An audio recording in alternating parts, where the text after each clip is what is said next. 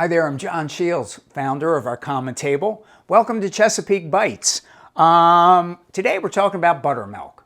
We use it in baking, you can drink with it, but how do you make it? Well, in Ireland, the way they do it, they call it sour milk.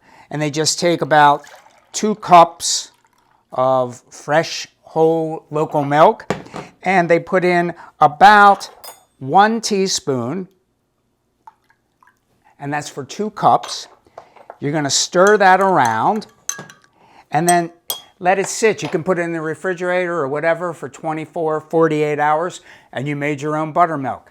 Well, how about those of you who might be vegan or you're lactose intolerant?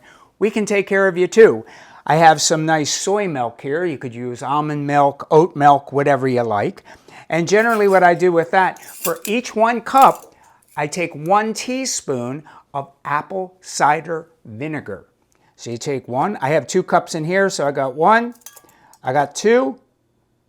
We're going to stir that around. Now this does not take 2 days. This is going to take probably about 20-30 minutes, and you will have buttermilk ready to go in all of your recipes, whether it's biscuits or it's muffins or maybe some Irish soda bread. So slán, and we'll see you next time on Chesapeake Bites.